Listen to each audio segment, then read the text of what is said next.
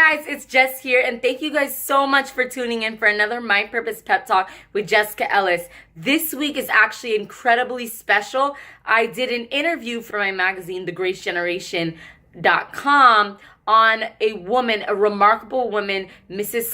Semone Blaire Walker. You're going to hear her story in a second. I hope that her story inspires, and, hopefully empowers you to do what you've been called to do. And I pray, like this, comment, and share this with a friend who may need it. And subscribe if you haven't subscribed, okay, guys? All right, enjoy. Hi, my name is Jessica Ellis, and I am the founder of The Grace Generation magazine. Thank you so much for tuning into this week's video. With me, I have Semone Blaire Walker, and I'm so happy to have you.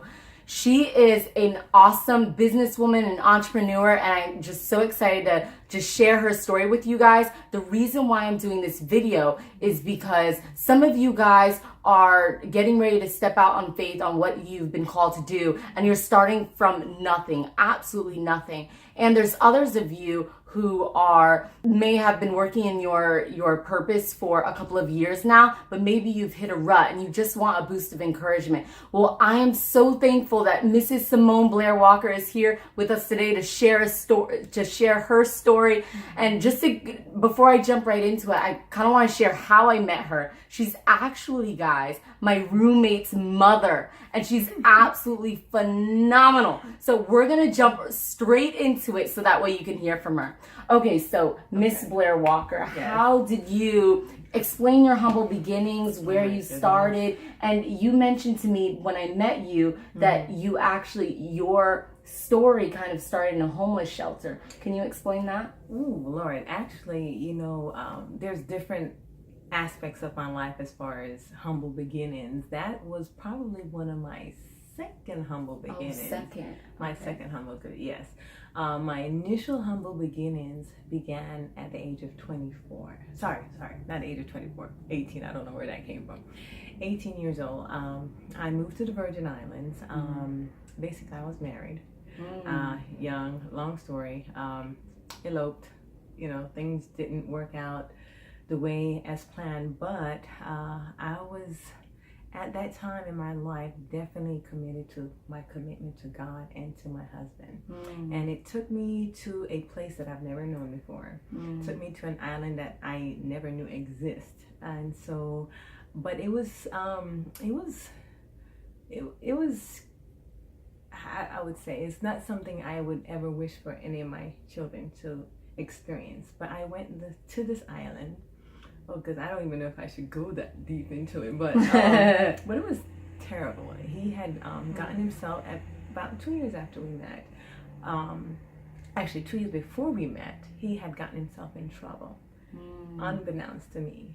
Wow. And so it caught up with him about 5 months after we were married. Wow. So he was extradited to the Virgin Islands. So I was faced at that point in my life, do I see you later? Yeah. Or do I stay true to my commitment to him and my commitment before God? And it was one of those things where, the FBI told my mother, tie me to a tree. Don't let your daughter out this country. Do not let her go down there. But as any teenager who's in love, strong-willed, and whatever else, I went on faith. $24 to my name, didn't know anyone. It was rough, one of the roughest points in my life. The whole ordeal, I pretty much lost most of my hair from all the stress.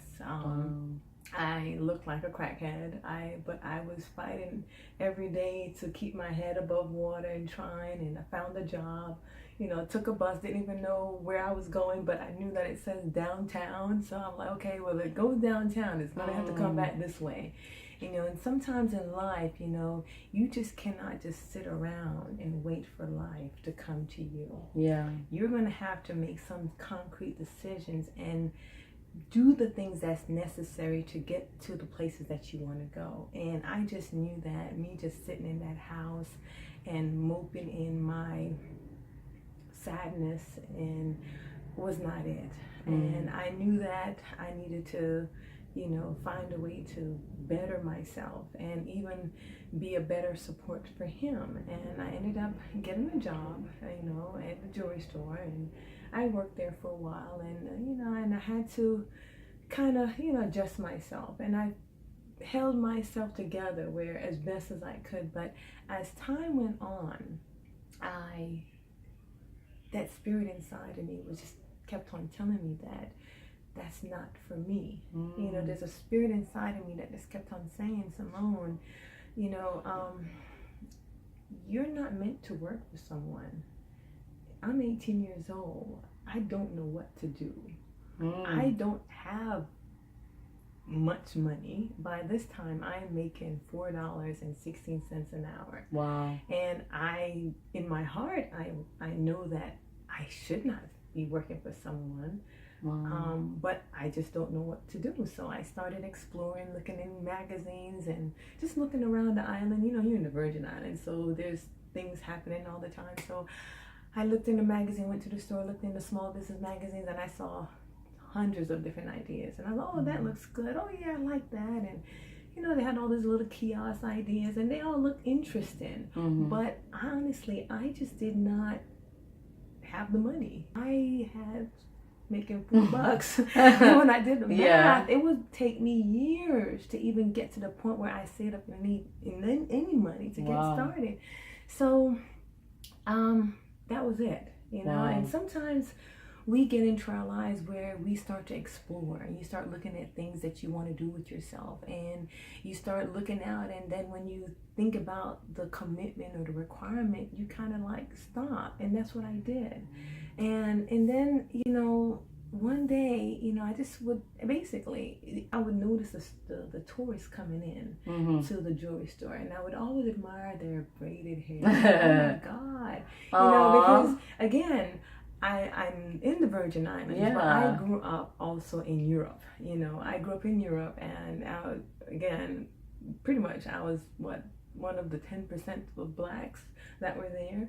And I did not see Caucasian people wearing braids or anything ethnic related until I went to the Virgin Islands. So when they came into the jewelry store, they always captured my attention. I'm like, oh my God, look at that. How did you get that done? And where did you get it done? I'm like, that is so amazing. And then one day it hit me. I'm like, I can do that. Wow. I can do that. I can braid. And I tell you, braiding was something that came so natural to me. Oh, wow. It was something that I have been doing since I was a little girl. It was something that if you found me as a little girl, you always found me playing in my hair. I'll always be playing in your hair. In fact, when I first met you, I'm all in your hair. I love the textures. I love everything about hair. And, I had this thought like, man, I wonder if I should do hair. So many times we are thinking about things that you want to do, and you find yourself searching out beyond borders that's not even you. I think it's so important that when you're searching for something, that search for something that comes natural inside of you, something that says you, something that you're passionate about, something that becomes effortless. And for me, braids was something effortless. It did not require thousands of dollars. It didn't require any of that. But that was it for me. I just didn't know where else to go. I didn't know what to do. I didn't know how I was going to get started. And I was like, oh my God. And I'm like, I'm like, okay, so I'll start asking questions. And that's one of the, I just finished that chapter in my book, because I'm actually writing a book right now. Yes, which we'll talk about after this interview. Yes, and that's huge, because I'm like, okay, where do you go from here? So you have all these ideas in your mind. You get all this burst of excitement, but then you're stuck. Okay, where did you go? Well, the most important thing to do is to ask questions. It is not just a matter of asking yourself. It's not a matter of just asking God, because that's important. He's the ultimate answer to everything. He's the one that's going to open the path, but it's up to you to use your mouth as well. Don't be afraid. Hey, just like when I met her, I'm really enjoying her videos. I'm impressed. I'm impressed. And I don't know how. She's doing things that I want to do. And what am I doing? Hey, how did you do that? don't be afraid to ask questions. There are people that are out there that's going to be willing to help you, and there are people that's going to be shutting the door and slamming your face. There are people going to be afraid of competition. Don't worry about those people. There's enough out here for everybody. But the people that are going to help you, you embrace them. You soak up every word. So I started asking questions. Well, where did you get your hair done? What did you do? What did you pay for it? Oh my God. I asked several questions, but then honestly, I was still stuck. I didn't know what to do. I didn't know where to go. I did not even know where to start until one day I was walking in a marketplace in Vendor's Plaza, and I saw this lady braiding here, Lady Rainbow. We're still friends today. And I was so excited. I said, oh my God, I finally got an opportunity to see someone that I can talk to and say, hey, give me some pointers or whatever. And to my surprise, she started giving me some answers. I'm like, okay, well, where do you get the supplies? She's like, she told me where to go, what to do. I was like, really? And this is where it comes. So I got really excited when she started telling me about this. Oh, this is what you're doing? I'm like, okay, yeah, she's going to tell me to come and work with her, and I can do that. It's going to be easy. Yeah. I'm like, no. Rainbow wasn't all about that. Rainbow was like, listen, you can go to Megan's Bay. It's way on the other side of the island. I was like, Megan's Bay? I was like, where is that? Okay. So where she was, it required $1 per day to get there. And it was just walking distance from where I currently worked.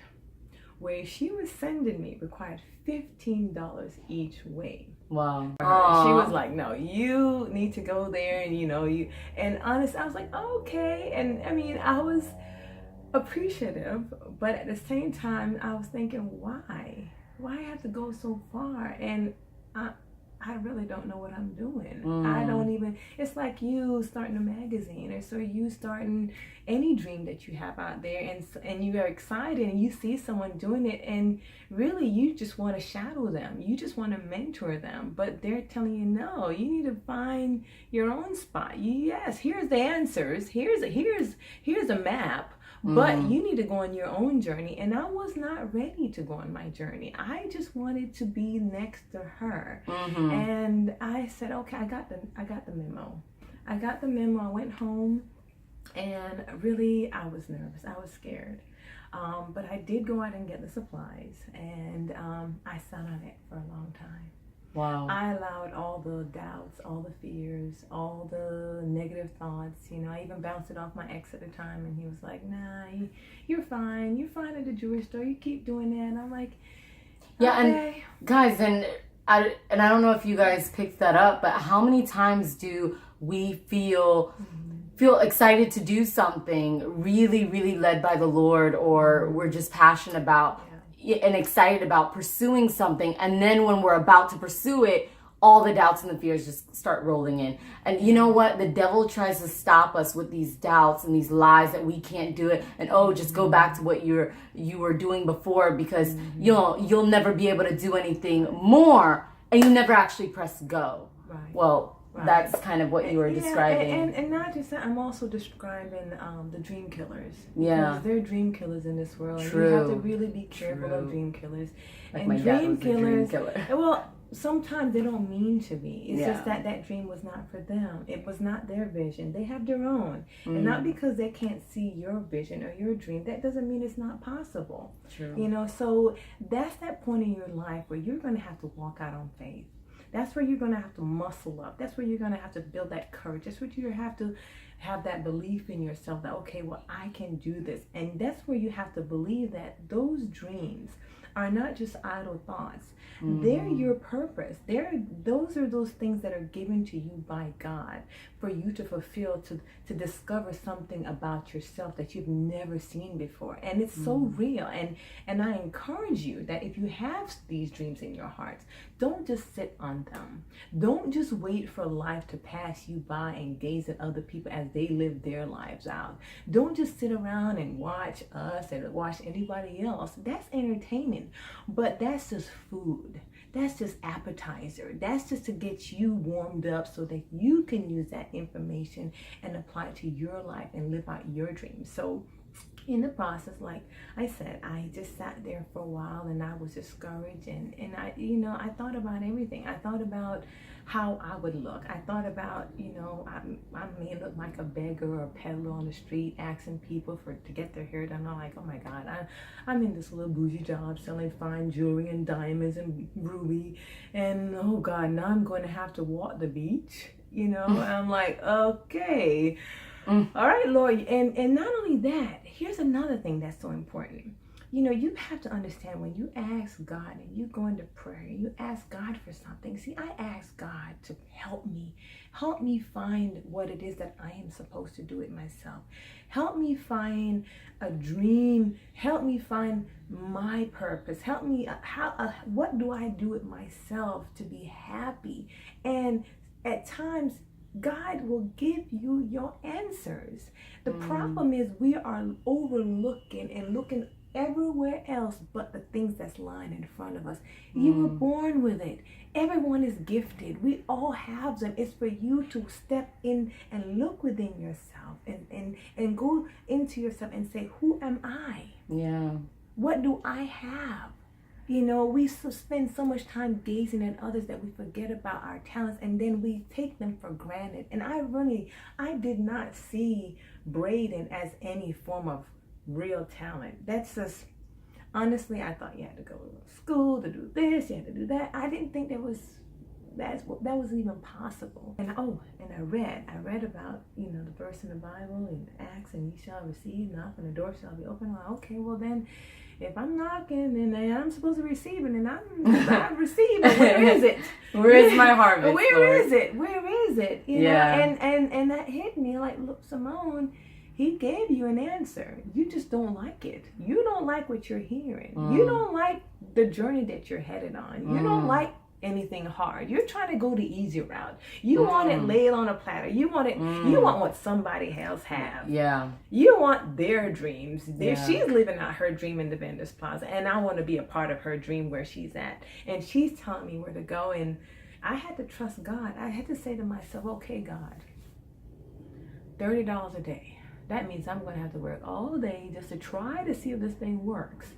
And if it doesn't work, and then you start thinking about what if, but all those what if, before you know it, your dream will just poof and be gone. Gone in the smoke of doubt. And you have to pull yourself back and say, wait a minute. Yeah. And I'm like, okay, what do I have to lose? True. Yeah. What do I have to lose? And what could I gain? And what I would gain is that financial freedom that I needed, that freedom where I can call my own shots, that freedom of making my own hours, that freedom of not having to answer to anyone or really be mistreated. Because sometimes, and that was my situation, I felt like I was taken advantage of my job. I was like the little dude girl. I'm 18, so they took advantage of me, and I didn't like it. So that really fueled me more to kind of seek, like, this is not for me, definitely not for me. So I decided, I'm like, okay, what do I have to lose? And the day I decided to step out, I called out from work and I took the safari bus, and I was so afraid. I was nervous like hell.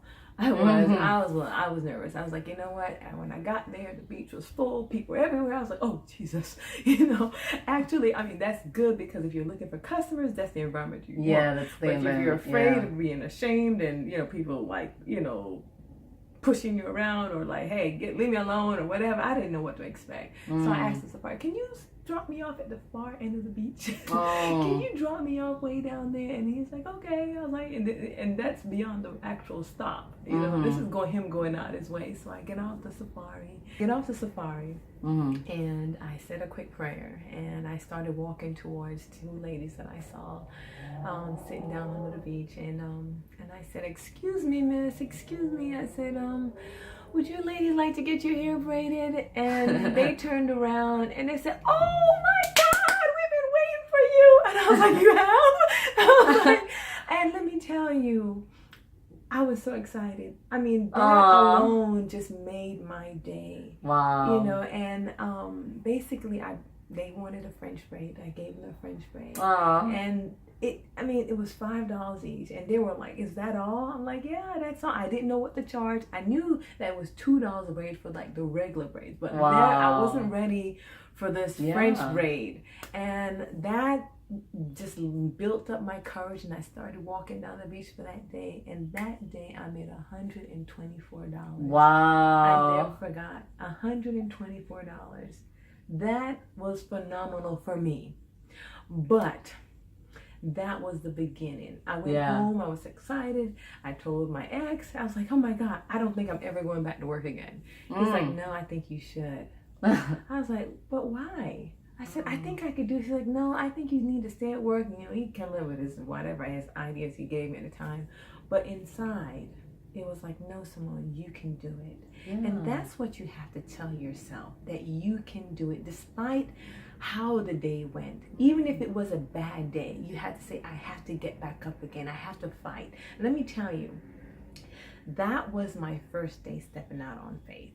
Amen. Wow. First day. Amen. That was my first day of being an entrepreneur, and the last day that I've ever worked for anyone. Wow. Else. Wow. I'm 44 years old.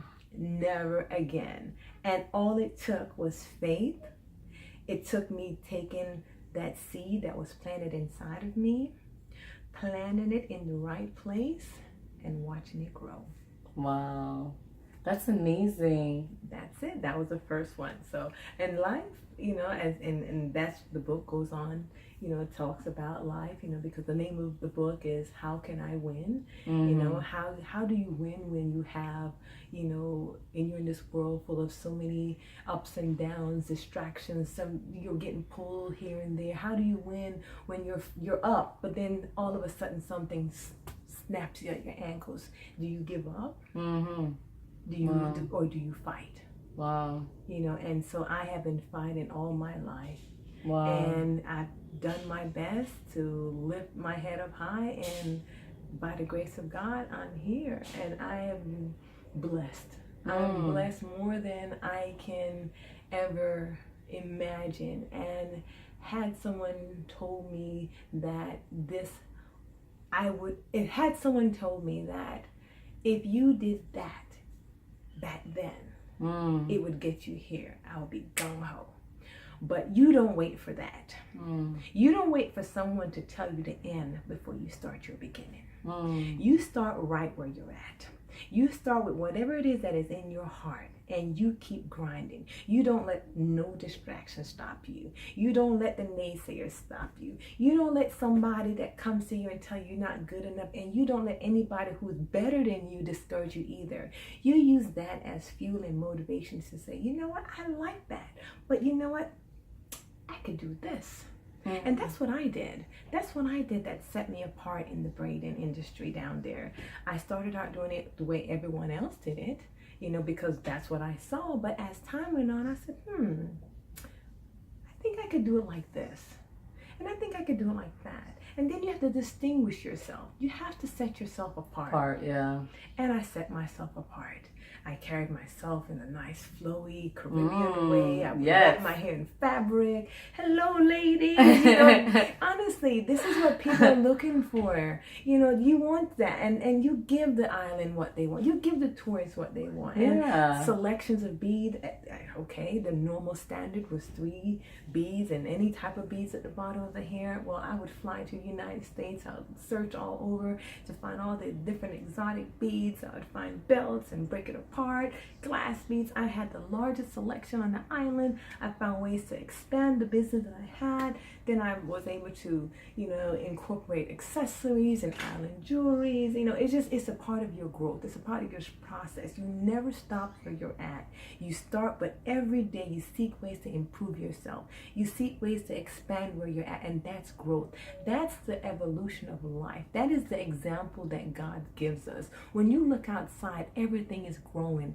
Everything is flourishing. It doesn't stop. And even if something withers away, there's always something else blooming. So you have to bloom where you're at. Amen. Well, thank you so much. And we won't get into everything, since I'm sure she's going to want to leave some for her book, and she's going to want you to purchase it, which I personally will be dying to buy when you come out with it. You're trying to come out with it this summer. This summer. So you guys, and it's called How to Win is the series of the book. How to Win. Well, thank you, and I'm super excited, and I'm sure you guys are super excited. And also, please, if you don't mind sharing, how has God physically blessed you since your humble beginnings? Because I'm sure they will be so encouraged and inspired by just how much God has blessed you. Well, I have a beautiful family. I have a beautiful family. She does. Her daughters are gorgeous. Yeah, I have a beautiful family. I have children.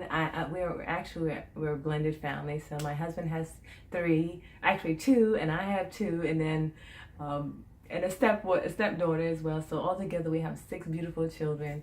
Not just that, we have our businesses have blossomed. We have over 400 employees right now. Wow. We have locations all over the United States. We live in a mansion.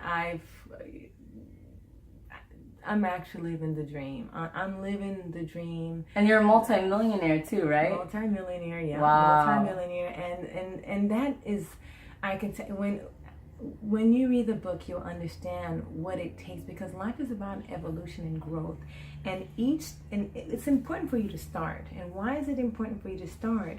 Is because just like this book, let's say right where we're at right now, this is your chapter. And until you take action to turn the page, wow, it won't reveal to you your next chapter. So every time you fulfill your goal, it allows you an opportunity to turn another chapter in your life, and you'll discover something else. And each chapter is an opportunity to grow.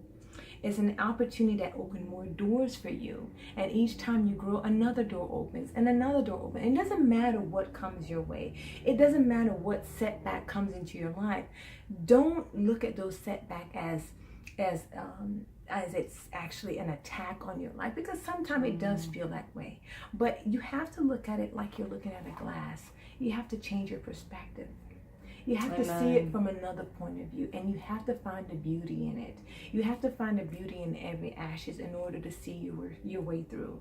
And so for me, that's what I did. I was able to, get out of the rut. What is it that God is trying to show me? Where is He trying to lead me? And when you do that, let me tell you, and you change your perspective and you allow yourself to be and grow, the rest is history. Wow. Well, I'm sure you guys could see why I wanted to share her story and have her on the show here with me today. And I want to thank you so much, Miss Semone, for being adorable. Here. Oh, thank you so very, very much. I love your spirit. This girl is going to be amazing. Let me tell you. Watch out, world. I see great things. Oprah, she's coming. Thank you so much. Are you welcome? Well, guys, so this concludes our video on Miss Blaire Walker's story, and I hope you guys enjoyed it. If you have any comments or questions for Miss Semone, please leave them down below. It will be below this video, and I'll send them to her, and she'll get to take a look at it and respond to your guys' questions. And if you guys have any questions for me or have something that you want to be covered in the next video, please let me know and I will cover it for you guys. Thank you guys so very, very much, and I pray that you guys have an awesome day. And remember, Jesus loves you like crazy. All right, bye. Bye.